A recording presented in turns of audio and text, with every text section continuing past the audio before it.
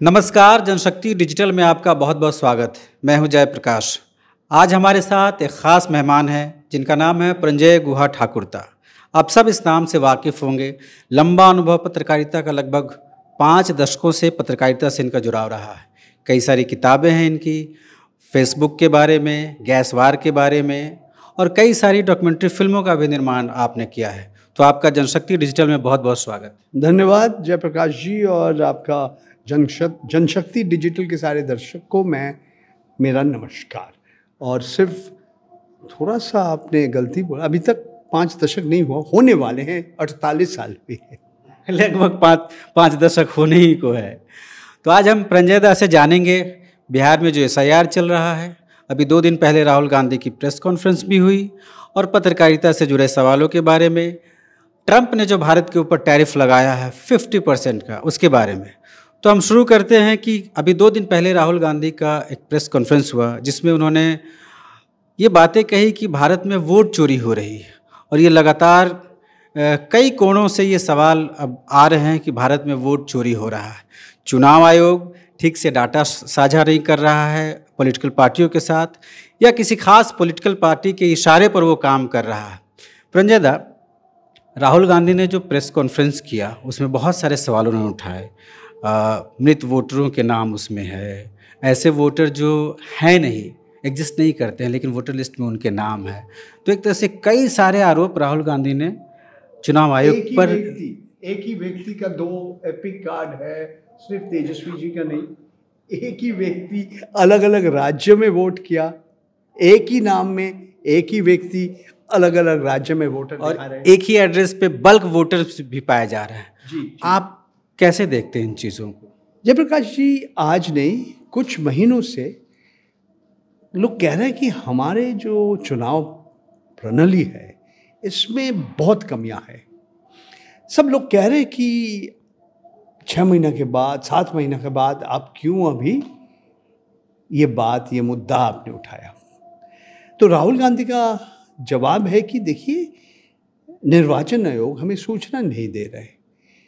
तो अगर 1 लाख बूथ है एक राज्य में, जैसे महाराष्ट्र, हर बूथ का कागज़ें इकट्ठा करना, एक विधानसभा या लोकसभा क्षेत्र में हर बूथ से अगर कागज़ें निकालना है, ये समय लगता है। सबसे आश्चर्य बात यह है, ये काम हमारे चुनाव आयोग, निर्वाचन आयोग क्यों नहीं कर रहे। आज आप बोलते हैं आधुनिक सूचना प्रयुक्ति का युग है, ये सारी सूचना आप अपना वेबसाइट में क्यों नहीं डालें। आप इस तरह से डाल दीजिए जो 6 महीने की जगह 6 मिनट में लोग इसका विश्लेषण कर सकते, कहाँ आया, कौन आया, किसका नाम 2 बार आया, 4 बार आया, किसका पता में दिखा रहे 0, और अलग अलग जो हम कहें गड़बड़ी, हेरा फेरी हुई है, इसके ऊपर उन्होंने सबका दृष्टि आकर्षण किया। कुछ दिन पहले उन्होंने कहा था ये एक एटम बम फोट होंगे। दिल्ली में 7 तारीख के दिन उन्होंने पत्रकार सम्मेलन में सारे सूचना एक सार्वजनिक मंच में किया। क्या जवाब आ रहे कि आप ऑन ओथ बोलिए। बोले मैं विपक्ष का नेता हूँ, leader of opposition in the Lok Sabha. ठीक है, यही समझ लीजिए, मैं शर्त, यही मेरा ओथ। देखिए, अभी तक भारतीय जनता पार्टी इस विषय के ऊपर कुछ नहीं कहा, शायद कहेंगे, मगर जवाब निर्वाचन आयोग को देना है। ये हम मानते हैं कि कुछ सालों से निर्वाचन आयोग जिस तरह से अपना काम कर रहे हैं, इसमें पारदर्शिता नहीं है। इसीलिए एक संवैधानिक संस्था के ऊपर और जिस तरह से काम कर रहे हैं उसके ऊपर आम नागरिक का जो विश्वसनीयता होता है, ये कम हो गया, और बहुत सारे सवाल का जवाब नहीं मिल रहे हैं। जब राहुल गांधी इससे पहले इंडियन एक्सप्रेस पत्रिका के महाराष्ट्र चुनाव के बारे में लिखा, जवाब आया देवेंद्र फडणवीस से, मुख्यमंत्री से। चुनाव आयोग कुछ नहीं कहा। और आप जैसे कह रहे, ये महाराष्ट्र के बारे में, कर्नाटक बंगलोर में एक क्षेत्र के बारे में राहुल गांधी का जो जो आरोप है उन्होंने किया, और सबकी डर है कि जो महाराष्ट्र में हुई है, महाराष्ट्र में क्या हुआ संक्षिप्त में मैं बताना चाहता हूँ। 5 महीना में 40 लाख नया वोटर का नाम आ गया। आज महाराष्ट्र एक राज्य है जहां वोटर ज़्यादा है और 18 साल उम्र लोग कम है। ये आश्चर्य बात है। जिस तरह से 1 लाख बूथ में 12,000 वोट में अचानक वोट बढ़ गया, 5 बजे के बाद किस तरह से अचानक 7.8% वोट बढ़ गया, और ये सारे वोट जाके एक एक जगह में, हर जगह में नहीं, एक एक क्षेत्र में हो रहे, क्योंकि लोकसभा में महाराष्ट्र में एनडीए गठबंधन कमजोर हो गए। तो वो अगर मुंबई भारतवर्ष के वित्त राजधानी है, मनोरंजन का राजधानी है, महाराष्ट्र भारतवर्ष के सबसे औद्योगिक इंडस्ट्रियलाइज स्टेट में एक है, तो किसी वक्त से वो चुनाव जीतना है, किसी तारीख, किसी रास्ता से भी। इस विषय के ऊपर हमने एक डॉक्यूमेंट्री फिल्म बनाया, आने वाले दिनों में सबके सामने आएगा। मगर मेरा सोच है कि महाराष्ट्र का चुनाव चोरी किया गया। अब बिहार में आ जाइए। जो बिहार में हो रहा है SIR, special intensive revision of electoral roll, और जिस तरह से हो रहा है, एक अभूतपूर्व प्रतिक्रिया मैं समझता हूँ कभी नहीं हुआ भारतवर्ष के इतिहास में कि 1 महीना के अंदर आप बोल रहे पूरा नया वोटर रोल बनाइए। आप 6 जनवरी को एक वोटर रोल था, हमने स्पेशल समरी रिवीजन किया, और फिर अचानक निर्वाचन आयोग कह रहे 24 जून में हड़बड़ी में बना दो। और फिर क्या हुआ? 65 लाख लोग का नाम नहीं है। मैं मान लिया कुछ लोग गुजर गए हैं, कुछ लोग और कहीं हैं, मगर एक राज्य में आप 40 लाख नया वोटर आया, और एक और राज्य में जहां विधानसभा चुनाव होने वाले हैं 65 लाख लोग का नाम नहीं है।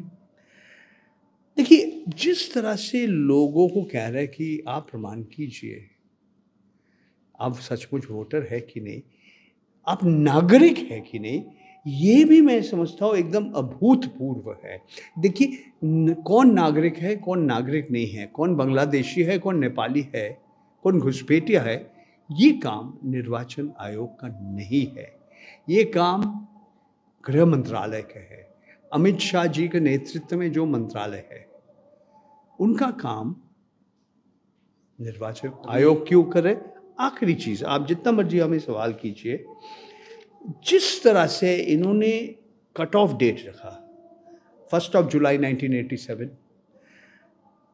2 दिसंबर 2004, मेरा लग रहा है कि ये घूम फिर के CAA NRC, वो नागरिकता का जो कानून है संशोधन किया, वो आप घूम फिर के आसाम के बाद बिहार में ला रहे, और इसके बाद ये जो SIR पूरा भारतवर्ष में अलग अलग राज्यों में ये प्रतिक्रिया शुरू हो जाएगा।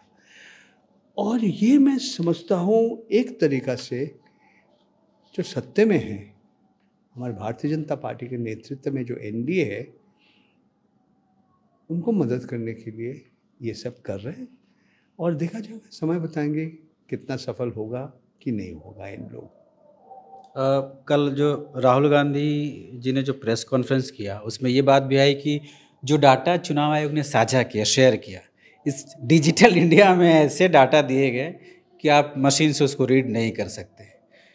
आपने कहा 87 और 2004 ये सिटीजनशिप चेक करने और बैकडोर से NRC करने की साजिश। हालांकि सुप्रीम कोर्ट ने ये कहा पिछली सुनवाई में कि ये काम होम मिनिस्ट्री का है, आपका नहीं है। मगर ये सवाल आप निर्वाचन आयोग से पूछिए, वो जवाब क्यों नहीं दे रहे। सुप्रीम कोर्ट को क्या जवाब देंगे। 11 कागजें मांग रहे थे। एक गरीब व्यक्ति, आपका पिताजी का जन्म पत्र है आपके पास, मेरा तो है नहीं।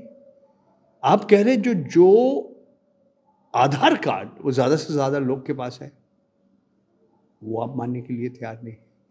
आप एपिक है, इलेक्ट्रल फोटो आइडेंटिटी कार्ड, वो भी नहीं प्रमाण करते हैं आप नागरिक है कि नहीं। तो कैसे प्रमाण करेंगे? आपका जो राशन कार्ड है, जो मनरेगा का कार्ड है, आपने जो पंजीकरण किया, यह भी आपका नागरिकता प्रमाण नहीं करता है। तो एक आम आदमी, एक आम व्यक्ति, एक गरीब महिला, जो अल्पसंख्यक समुदाय के कोई या कोई पिछड़े जाति के कोई, कैसे प्रमाण करेंगे कि मैं सचमुच नागरिक हूँ, मैं सचमुच हमारा वोट देने का अधिकार है? तो मैं समझता हूँ बिहार में एक तरह से एक लेबोरेटरी हो गया। असम के बाद बिहार, और सरकार, केंद्र सरकार इसके बाद एक एक राज्य में, बंगाल में जाएंगे, अलग अलग राज्य में जाएंगे, और इसके पीछे जो कारण दिखा रहे, मैं तो संतुष्ट नहीं हूँ बिल्कुल। और मैं समझता हूँ ज़्यादा से ज़्यादा लोग, हमारे देश के नागरिक भी, उनको जो भी कहना है उनका बात विश्वास करने के लिए तैयार नहीं है। विपक्षी पार्टियां भी यही कह रही हैं कि जिस तरह से टाइमिंग को लेकर उनका सवाल है, और लेकिन बार बार चुनाव आयोग, हालांकि चुनाव आयोग से जितने भी सवाल पूछे जा रहे हैं उसका जवाब सत्ताधारी जो पार्टी है वो जवाब दे रही है, चुनाव आयोग की तरफ से जवाब नहीं आ रहा। लेकिन वो बार बार कह रहे हैं कि 2003 में भी हुआ था, 2004 में भी हुआ था। तो आप क्या कहेंगे इस पर? सर, इस तरह से स्पेशल इंटेंसिव रिवीजन होना चाहिए। मैं नहीं बोल रहा हूँ कि नहीं होना चाहिए, मगर 1 महीना में क्यों करना चाहते हो? ठीक चुनाव के पहले आप क्यों कर रहे हैं? जिस समय सबसे ज़्यादा बारिश गिरे उस समय क्यों आप कर रहे हैं? और आपको समय नहीं मिलेगा। आपका जनवरी में आप जब नया voter list special summary revision बनाया, उस समय क्यों नहीं काम शुरू किया? 1 महीना क्यों इतना हड़बड़ी है? ठीक चुनाव का पहले। आप जानते हैं, मैं जानता हूँ, अभी तारीख नहीं मिला, मगर अक्टूबर जब खत्म होने वाले हैं या नवंबर में जब शुरू होगा, उसी समय आपका विधानसभा चुनाव होगा। इससे पहले ये सब क्यों नहीं किया? और मैं क्या बताऊँ, अत्यंत दुख की बात है कि जो एक संवैधानिक संस्था है जिसके ऊपर हर नागरिक का एक भरोसा था, वो जो विश्वसनीयता था कि निष्पक्षता, स्वतंत्रता के साथ हमको वोट देने का अधिकार है, वो दिन के दिन कमज़ोर हो गया है। और ये भारतवर्ष के लोकतंत्र को अत्यंत कमज़ोर कर दिया। यही मैं आपसे जानना भी चाह रहा था कि इस पूरे परिप्रेक्ष्य में भारत में जो भी फील वक्त लोकतंत्र की हालत है उसको कैसे देखते हैं? देखिए, आसान है कहना कि सब विश्व में सबसे बड़ा लोकतंत्र भारतवर्ष है, और सबसे अच्छा लोकतंत्र है। हम जब 51-52 में पहला जो आम चुनाव हुई थी, महिला को वोट देने का अधिकार मिला। जिस समय यूरोप के बहुत सारे देश जैसे स्विट्जरलैंड में महिला का वोट देने का अधिकार नहीं था। फिर हमने देखा एक एक चीफ इलेक्शन कमिश्नर किस तरह से एकदम डंडा घुमाया। आज कैसे लोगों को आप बैठा दिया ही, आप नाम के वास्ते दिखा रहे हैं कि हाँ इसमें प्रधानमंत्री है, प्रधानमंत्री नियुक्त करेंगे एक केंद्रीय मंत्री और विरोधी दल का नेता। मैच तो फिक्स हो गया पहले ही, तो वो जो चाहते हैं वैसे लोग ही जाएंगे। तो टीएन शेषन जैसे, जेएम लिंगडो के बारे में जो नरेंद्र मोदी जी 2002 हिंदू मुस्लिम दंगा के बाद उसको व्यंग करके, टिप्पणी करके उसका नाम बोला, जेम्स माइकल लिंगडो।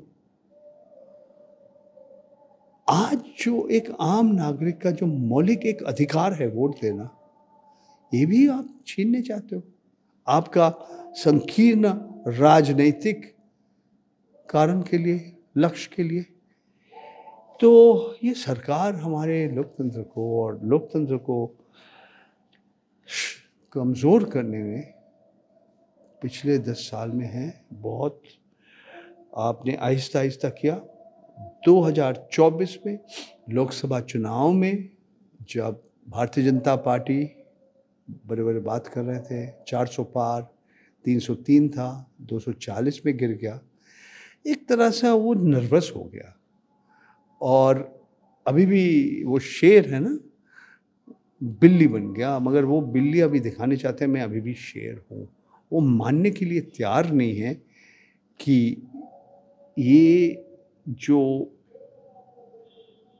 जिस तरह से उन्होंने वोट कम हो गया उनकी, उत्तर प्रदेश में 30 लोकसभा सीट हार गया, अयोध्या फैजाबाद में हार गया, 6 केंद्र मंत्री हार गया, इसमें स्मृति ईरानी और आपका मनेका गांधी और जो अमित शाह का दाएं हाथ था अजय मिश्रा टेनी, उनका बेटा जिसके खिलाफ आरोप है, जो किसान आंदोलन करते हैं, गाड़ी चला दिया उनके ऊपर, ये आरोप है, ऐसे लोग भी हार गया।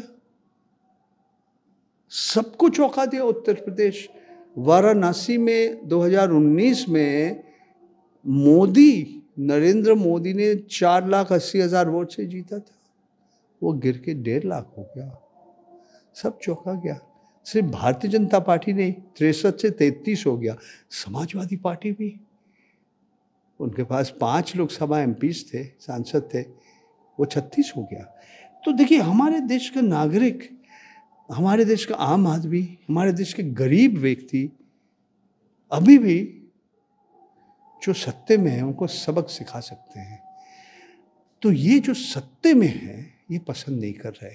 तो इसीलिए आप देख रहे हरियाणा में तो कांग्रेस का कमियां के लिए भी हुआ, इंडिया गठबंधन ठीक तरह से काम नहीं किया, दिल्ली में वही हालत है। मगर लोग सब आश्चर्य हो गए जिस स्केल में महाराष्ट्र का चुनाव चोरी हो गया। और अब कोशिश है कि बिहार का चुनाव भी ऐसा उन्होंने इसके ऊपर एक असर डाला। अब बिहार के नागरिक क्या करेंगे, नहीं करेंगे, सड़क में निकल जाएंगे कि नहीं, वोट बॉयकॉट करेंगे कि नहीं, आने वाले कुछ हफ्तों में, आने वाले कुछ महीनों में हमें पता चलेगा।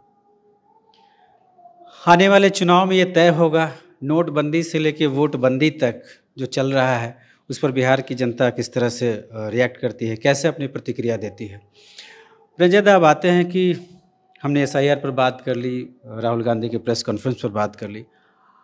अभी ट्रंप ने जो चूँकि आप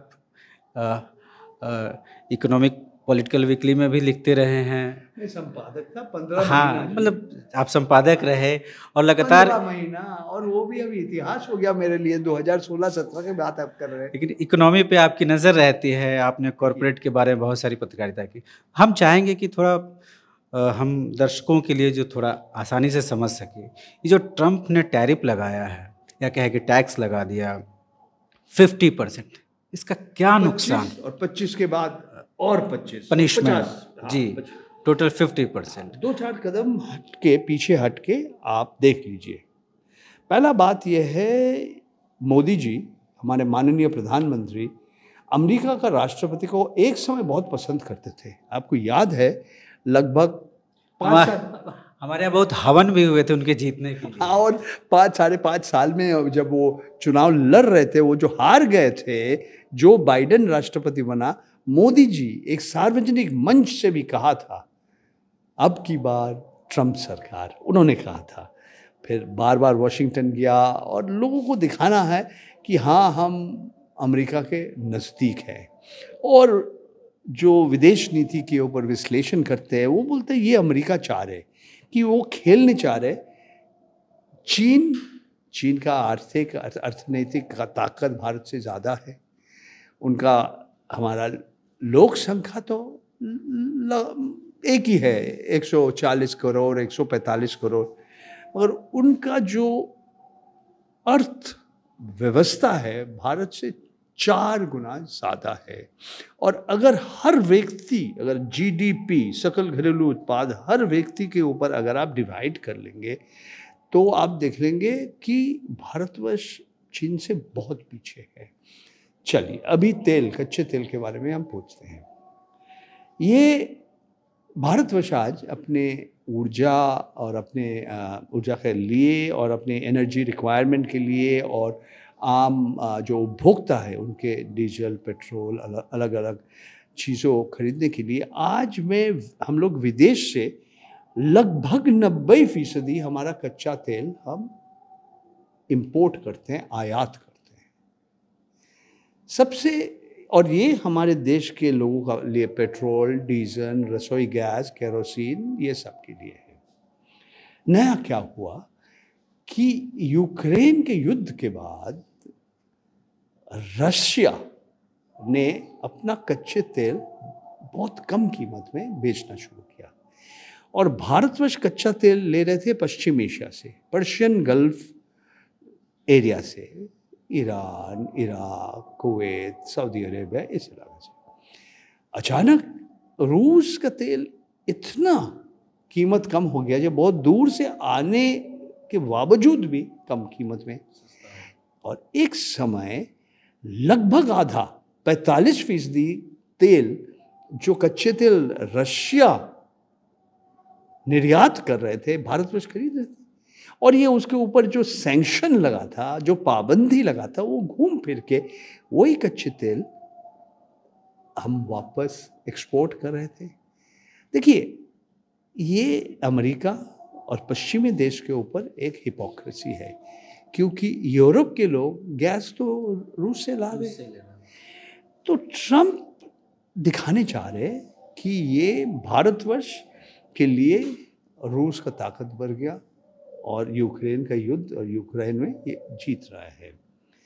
इसके एक और कहानी है इसके बीच में। भारतवर्ष के सबसे अमीर व्यक्ति में एक मुकेश अंबानी, जो विश्व का सबसे बड़ा कच्चे तेल को रिफाइन करके अलग अलग प्रोडक्ट बनाने का जो रिफाइनरी है, ये है जामनगर, गुजरात में। और ये विदेश से इंपोर्ट करते हैं, आयात करते हैं, फिर एक्सपोर्ट करते हैं, इसीलिए कोई टैक्स नहीं देते हैं। और इन लोग सबसे ज़्यादा फायदा मिला ये रूस के तेल लेके, और यही यूरोप और अलग अलग देश को इन्होंने बेचा। और सिर्फ वो नहीं, हमारे देश में जो सरकारी तेल का कंपनी है, जैसे Indian oil corporation, Hindustan petroleum, Bharat petroleum, आप उनका बैलेंस शीट देख लीजिए, उनका भी मुनाफा बढ़ा। क्यों बढ़ा? क्योंकि विदेश से जो कच्चे तेल का कीमत कम हो गया, 90% हम इंपोर्ट कर रहे हैं बाहर से, देश के लोग तो वही दाम दे रहे हैं पेट्रोल के लिए, रसोई गैस के लिए, डीजल के लिए, उसका दाम बढ़ रहा है। तो सिर्फ ये आईओसी, एचपीसीएल, बीपीसीएल नहीं, भारत सरकार भी पैसा कमा रहे।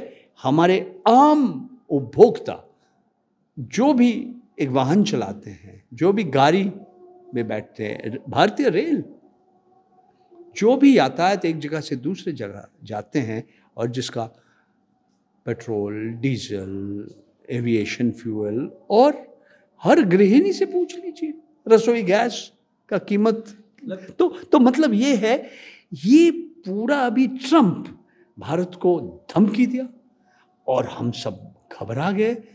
तो एक तरह से भारत सरकार क्या करेंगे, नहीं करेंगे, फिर बोलता हम तो रूस को ना नहीं कह सकते, पुतिन को ना नहीं कह सकते। अमेरिका चाहते हैं भारतवर्ष और चीन के बीच एक प्रतिद्वंदिता, एक कंपटीशन हो, वो भी नहीं होगा। तो ट्रम्प आने के बाद, यही ट्रम्प जो मोदी जी का खास दोस्त है, उसके पीठ में चाकू लगा दिया। और मोदी जी और पीयूष गोयल जी और निर्मला सीतारामन जी, उसको मालूम नहीं हमें क्या करना है, नहीं करा है।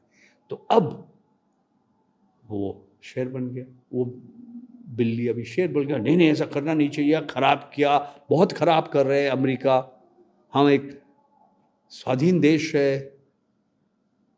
तो ये एकदम हिपोक्रेसी है। आपका दो स्टैंडर्ड है। आप एक बार अमेरिका को तारीफ कीजिए, और जब आपको पीछे चाकू लगा देते हैं, अचानक आपका दुश्मन बन गया। और यह कहानी ख़त्म नहीं हुआ। आने वाले महीनों में क्या होगा नहीं होगा समय बताएंगे, मगर एक चीज साफ है, भारतवर्ष का अर्थव्यवस्था के ऊपर इसका एक बुरा असर पड़ेगा। और ये सिर्फ तेल नहीं, हमारे छोटे छोटे जो उद्योग है, लघु उद्योग जो है, जो नौकरी देते हैं, जो कपड़ा बनाते हैं, जो कमीज बनाते हैं, जो दवाई बनाते हैं, सबका दाम 50% बढ़ गया। अमेरिका में जो वो एक्सपोर्ट करते हैं, जो निर्यात करते हैं, तो ये जो हो रहा है, ये भारतवर्ष का अर्थव्यवस्था के ऊपर एक बहुत बुरे असर पड़ेगा और रोजगार, लोगों का रोजगार के ऊपर। यही मैं समझना चाह रहा था आपसे कि इसका असर लोगों की छटनी होगी, रोज़गार पर बहुत बुरा असर होगा। हालांकि अभी आप देखिए कि कल ही आरबीआई के गवर्नर का एक बयान आया कि हम रूस से तेल कम भी खरीदेंगे तो हमारी इकोनॉमी को उतना नुकसान नहीं होगा। जो आप पहले कह रहे थे कि लोगों को कम कीमत में पेट्रोलियम नहीं मिला, तेल नहीं मिला, ठीक है, जो मिलना चाहिए था। भारतीय रिजर्व बैंक का गवर्नर कह सकते हैं वो आशावादी है, मैं इतना आशावादी नहीं हूँ।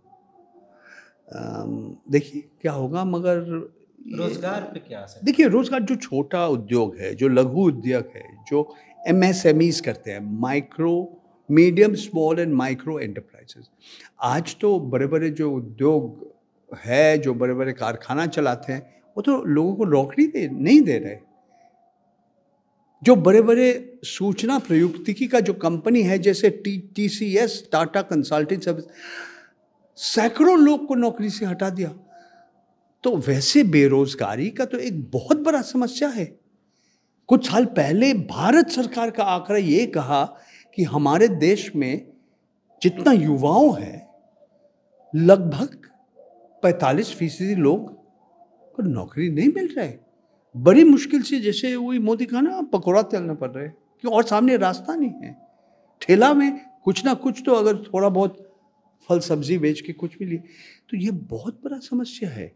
आज भारतवर्ष में 145 करोड़ जो आबादी है, जो लोग है, इसमें युवाओं जो 30 साल के उम्र के कम है, आधा से ज्यादा है। यही भारतवर्ष और चीन में फर्क है। हमारे देश में युवाओं का जो संख्या है बहुत है, जो अंग्रेजी में मीडियन एज कहते हैं, ये 28 या 29, मतलब 29 या 28 के है। इसका मतलब क्या है? सबसे ज़्यादा लोग आज भारतवर्ष में 28-19 हैं या उससे कम है, आधा के आसपास, और 30 करेंगे थोड़ा और बढ़ जाता है। तो समझ लीजिए हर 2 व्यक्ति में 1 व्यक्ति आज युवा है। अगर ऐसे लोगों को अगर नौकरी नहीं मिलेगा, ये देश के अर्थव्यवस्था से अपने हर परिवार और गरीब के ऊपर, और गरीब जो युवाएं हैं उनके सामने अगर भविष्य इतना अंधकार दिखाई देगा, क्या करेंगे वो? और सरकार ऐसे कर रहा है कि कुछ भी नहीं हो रहा है, कुछ भी नहीं होगा। तो देखिए मैं तो चिंतित हूँ, अत्यंत चिंतित हूँ कि ये जो वाणिज्य का जो एक युद्ध चल रहा है, ये पूरा विश्व में चल रहा है और हमारे देश का, भारतवर्ष में भी चल रहा है, इसके एक खराब एक असर पड़ेगा हमारे देश के ऊपर। अर्थशास्त्री अरुण कुमार हैं, उनका एक लेख देख रहा था जी, वो कह रहे थे कि क्या इसे अवसर में भारत सरकार बदल सकती है? एक अवसर हो सकता है कि लोगों की क्रय शक्ति में बढ़ोतरी हो, लोगों को रोज़गार मिले। तो ट्रंप ने या अमेरिका ने जो टैरिफ लगाया है, जो टैक्सेस लगाए हैं, उससे उसका असर थोड़ा हम कम कर सकते हैं। तो लोगों की क्रय शक्ति कैसे बढ़ेगी, रोज़गार के अवसर बढ़ेंगे, छोटे छोटे कुटीर उद्योग, लघु उद्योग के बारे में भी कह रहे थे। तो आपको लगता है कि भारत सरकार उस ओर जाएगी? नहीं जाएंगे। ये भारत सरकार एक तरह से उनका जो दक्षिणपंथी अर्थनीति में विश्वास करते हैं, कैसे होगा? 2 अमीर व्यक्ति का जो आय और उनका संपत्ति का कीमत तो बढ़ रहा है, अंबानी अडानी का तो बढ़ेगा, तो आपका GDP बढ़ेगा। इसका मतलब ये नहीं है जो 80 करोड़ लोग जो मोदी जी कह रहे हैं उनका हर परिवार में आप 5 किलो चावल या गेहूं या 2.5 किलो चने की दाल दे रहे हैं? मैं नहीं, मोदी जी कह रहे हैं 80 करोड़ भारतीय नागरिक को आपको कुछ खाना मुफ्त में देना पड़ रहा है। ये क्या आपके सामने ये सॉल्यूशन है? उनको आप नौकरी देने का क्या कर रहे हैं? तो इसका क्या असर पड़ेगा भारतवर्ष के राजनीति के ऊपर, हमें इंतज़ार करना पड़ेगा। देखिए, अभी बिहार के चुनाव आ रहे हैं, इसके बाद बंगाल, असम, तमिलनाडु, केरल का चुनाव आएगा। 2027 में उत्तर प्रदेश का चुनाव हो जाएगा। 2029 में आम चुनाव आएगा। उसके पहले बहुत कुछ होगा, बहुत कुछ होगा। उससे पहले ही या सितंबर में जब मोहन भागवत जी और मोदी जी का 75 साल होगा, क्या होगा नहीं होगा। जो हमारे जो दक्षिणपंथी राजनीति और दक्षिणपंथी अर्थनीति में विश्वास कर रहे, मैं कहना चाहता हूँ उन लोग भी चिंतित है कि अभी तक जिस रास्ता से हम जा रहे हैं वो ठीक है कि नहीं, इसके ऊपर लोग सोच रहे बहुत। और देखिए क्या होगा नहीं होगा, मैं समझता हूँ, और मैं नहीं कह रहा हूँ, जैसे थॉमस पिकेटी जैसे अर्थशास्त्री, उनको कहना है कि सबसे अमीर लोग और सबसे गरीब व्यक्ति के बीच जो दुराई है, जो असमानता है, ये जब ब्रिटिश राज थे हमारे देश में इतना नहीं था। यही बुरा हालत हो गया आज भारतवर्ष में। अब हम थोड़ा अंत की तरफ आ गए हैं। एक सवाल कि इतना सब कुछ होने के बावजूद इकोनॉमी की हालत अच्छी नहीं है, बेरोज़गारी बहुत है, महंगाई बहुत है, 80 करोड़ लोगों को सरकार की तरफ से 5 किलो अनाज दिया जाता है, उसके ऊपर उनकी ज़िंदगी चल रही है। इतना सब कुछ होने के बावजूद भारत सरकार की या नरेंद्र मोदी जी की छवि को बिल्कुल बचाए रखने की पूरी कोशिश की जाती है। मैं पत्रकारिता के बारे में आपसे जानना चाहूँगा गोदी मीडिया कि ये जो रवीश कुमार ने बोला, गोदी मीडिया, हमारे पत्रकार का काम क्या है? जो सत्य में है उनसे आप सख्त सवाल कीजिए। ऐसा नहीं उनका सिर्फ गुणगान करेंगे, तारीफ करेंगे, और विरोधी दल के ऊपर आप जितना टिप्पणी, जितना आलोचना, सब विरोधी दल के ऊपर। देखिए, नरेंद्र मोदी जी भारतवर्ष का एकमात्र प्रधानमंत्री, जो अभी 11 साल से ज़्यादा समय वो प्रधानमंत्री रहा, एक भी प्रेस कॉन्फ्रेंस नहीं किया। हमारे पत्रकार मित्र का सम्मेलन ने किया, ऐसा सम्मेलन जो भी उनको जो भी सवाल कर सकते हैं, एक भी नहीं किया। वो चुन के कुछ लोगों को बोलते हैं तुम आ जाओ, तुम साक्षात्कार दो, और कभी कभी एक अभिनेता को भी बुला लेते हैं, और वो भी बहुत महत्वपूर्ण सवाल करते हैं मोदी जी से कि मोदी जी, हमारा ड्राइवर पूछा आपको एक बहुत महत्वपूर्ण सवाल, आप आम कैसे खाते हैं, काट के खाते हैं या चूस के खाते हैं। और जो हमारे देश में जो रिपोर्टर है, जो बिहार में जैसे अजीत अंजुम जब जाके रिपोर्टिंग कर रहे हैं गांव-गांव में जाके, उसके खिलाफ आपने FIR लॉन्च कर दिया। तो देखिए, हमारे देश का जो लोकतंत्र का जो चौथा खंभ है, ये कमज़ोर हो गया, अत्यंत कमज़ोर है। विज्ञापन का लालच, जो सत्य में है उनका धमकी, अलग अलग कारण के लिए आप मीडिया को एकदम नियंत्रण में ले आया, बहुत बड़ा हिस्सा। और जो अभी भी नहीं है उनके खिलाफ आप कुछ ना कुछ कार्रवाई कर रहे हैं। आप कानून बदल रहे हैं, डिजिटल जो प्राइवेसी, जो निजता के ऊपर, आप IT जो सूचना प्रयुक्ति का जो नियम है वो भी बदल रहे हैं।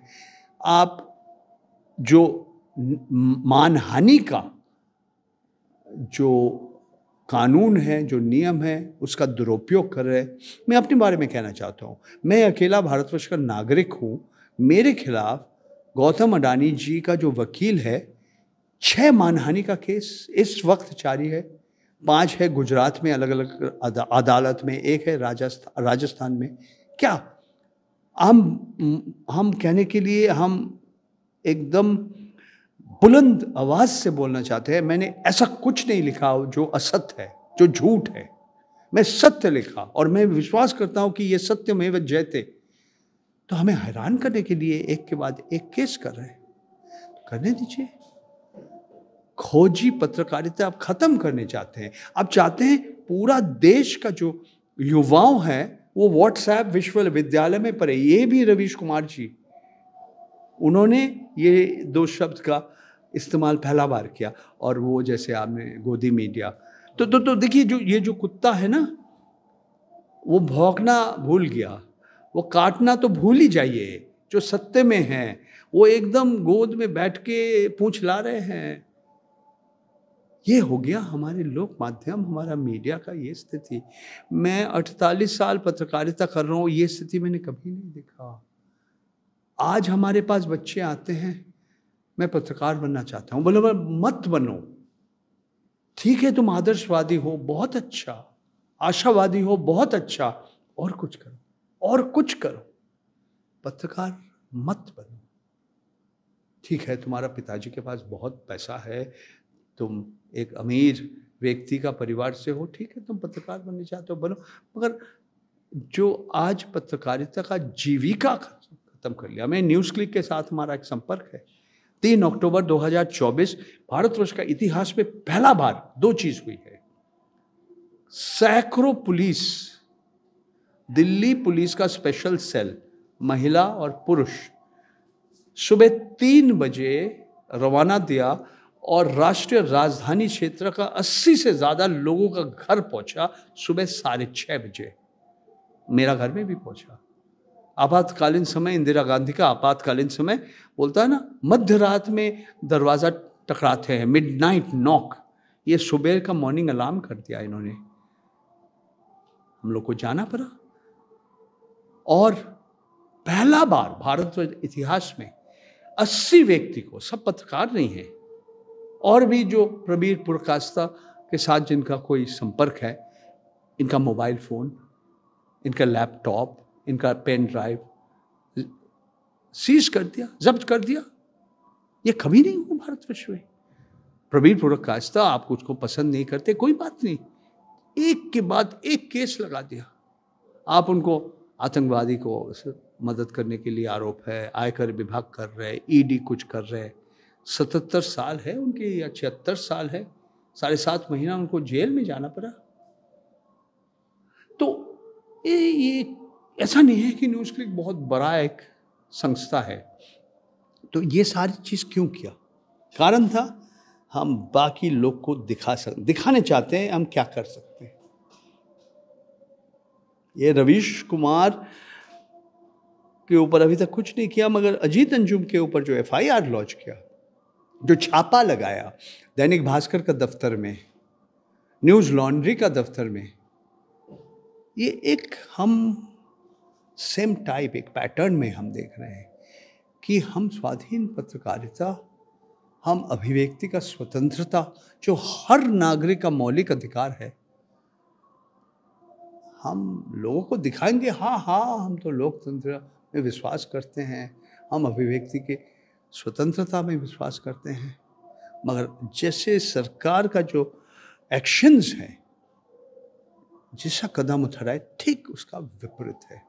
और जो ग्रामीण क्षेत्र में जो, और छोटे शहर में जो पत्रकार है, जैसे छत्तीसगढ़ में, अब माफिया के खिलाफ कुछ लिखे, उसको खत्म कर दिया, एकदम खत्म कर दिया।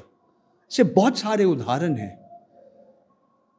हमारे देश जब स्वाधीन हुई थी, मोहनदास करमचंद गांधी भी अपने आप को पत्रकार मानते थे, पंडित नेहरू भी कहा, बाबा अटल बिहारी वाजपेयी और लाल कृष्ण आडवाणी भी अपने आप को बोला, हम पत्रकार हैं, हम लिखते हैं, अखबार चलाते हैं। क्या हालत हो गया आज। मैंने कभी नहीं सोचा मेरा जिंदगी में भारतवर्ष का पत्रकारिता का यही बुरे हाल हम देखेंगे। तथाकथित जो मेन स्ट्रीम मीडिया है उस पर पूरी तरह से कॉरपोरेट का कब्जा है, और ऐसे में सोशल मीडिया से कुछ उम्मीदें की जाती है। एक छोटा सा बात करो, भारतवर्ष के इतिहास में पहला बार दो सबसे अमीर व्यक्ति जो है, मुकेश अंबानी जी और गौतम अडानी जी, आज वो मीडिया संस्था का मालिक है। बहुत बड़ा हिस्सा उनका मालिकाना उन्हीं के पास है। और क्या आप जानकारी? लगभग ज़्यादातर जो मीडिया हाउस है बिल्कुल कॉरपोरेट की, मतलब उनका कब्जा हो चुका है। आप लंबे समय तक और उसके दबाव में कई सारे पत्रकारों ने को चैनल छोड़ना पड़ा, अखबार छोड़ने पड़े, वो सोशल मीडिया पर आए। पॉलिटिकल इकोनॉमिक वीकली में हम थोड़ा सा, अगर आपकी इच्छा तो अगला बार आप जब हम पटना आएंगे या आप दिल्ली आएंगे तो लंबा कहानी है। मैं 15 महीना रहा, ये सबको मालूम है, और किसी समय आपको बताएंगे। ये भी एक लंबा कहानी है। इतना समय आपने बता दिया, लोग, आपका जो दर्शक है बोर हो गया बहुत। बहुत बहुत शुक्रिया। बहुत सारे मसलों पर बातचीत हुई, SIR से लेके और बिहार का चुनाव और पत्रकारिता के बारे में, ट्रम्प टैरिफ के बारे में। 5 दशकों का लगभग लंबा अनुभव पत्रकारिता का रहा है, और सोशल मीडिया के ऊपर, फेसबुक के ऊपर किताबें इनकी है, गैसवार के ऊपर है, और खोजी पत्रकारिता और कॉरपोरेट के खिलाफ बहुत खबरें लिखते रहे हैं प्रंजय। तो आपका बहुत बहुत शुक्रिया हमसे बातचीत करने के लिए। धन्यवाद जयप्रकाश। आप सबों से आग्रह है कि आप सब जनशक्ति डिजिटल को लाइक करें, शेयर करें और सब्सक्राइब करें। बहुत बहुत शुक्रिया। नमस्कार।